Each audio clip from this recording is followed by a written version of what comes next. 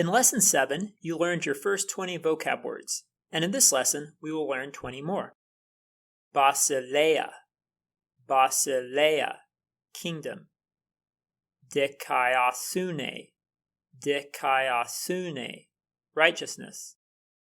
Thalassa, Thalassa, sea. Koinonia, Koinonia, fellowship. Pistis, Pistis, faith. Scatia, Scatia, darkness. Namas, Namas, law. Pneuma, Pneuma, spirit, wind, or breath. Phos, Phos, light. Meno, Meno, to remain, abide. Phino, Phino, to shine, appear. In this lesson, we will learn our first pronouns. Ego, ego, I. Su, su, you. We will also learn a few conjunctions.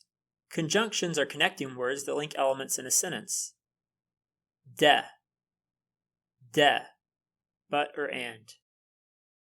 Gar, gar, for. Kai, and even or also.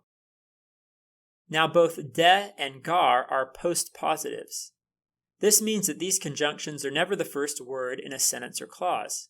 Instead, they typically come in second place. Here is an example from Matthew 5. Ego de lego. Here we have the pronoun ego, which means I, the conjunction de, which means but, and the verb lego, which means say. Now the phrase I but say is terrible English.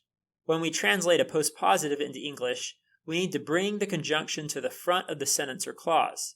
So the correct translation here would be, but I say. Finally, we will learn some prepositions. Now Greek prepositions involve the case system and thus require a word of explanation.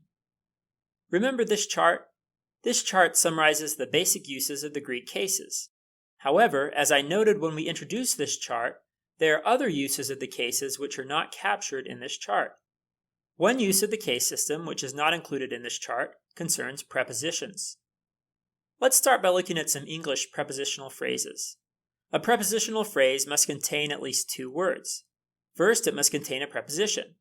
Second, it must contain a noun or pronoun functioning as the object of the preposition. Now in Greek, nouns and pronouns have case. The case of the object of a preposition is determined by the preposition. Consider this example from Matthew 10:27. Here we have a form of the feminine noun scotia, which means darkness. Recall that the alpha with an iota subscript is a dative singular ending. Thus, scotia is dative feminine singular, DFS. The article that accompanies this noun is also dative feminine singular.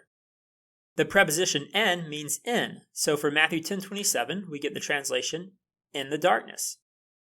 Now why is scotia in the dative case? It is because the preposition en always takes its object in the dative case. Take a look at the preposition en in our vocabulary list.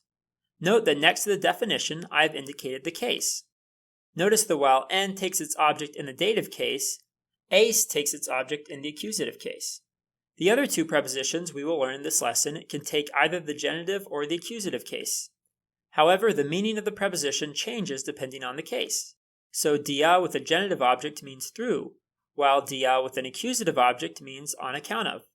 Likewise, meta with a genitive object means with, while meta with an accusative object means after. Let's take a look at another example. This prepositional phrase is from Philippians 1:20. You should recognize that zoes is from the feminine noun zoe, which means life.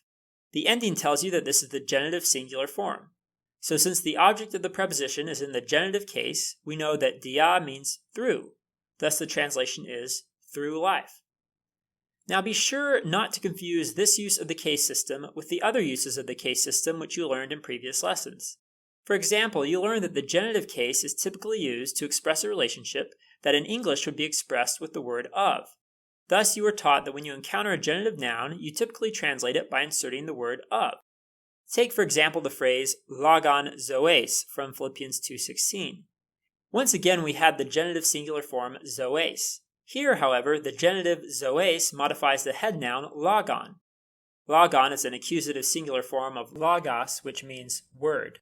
Thus, the translation is word of life. So in the phrase logon zoes, zoes is translated of life. However, in the phrase dia zoes, you don't insert the word of. Here, the word zoes is in the genitive case because the preposition requires the genitive case.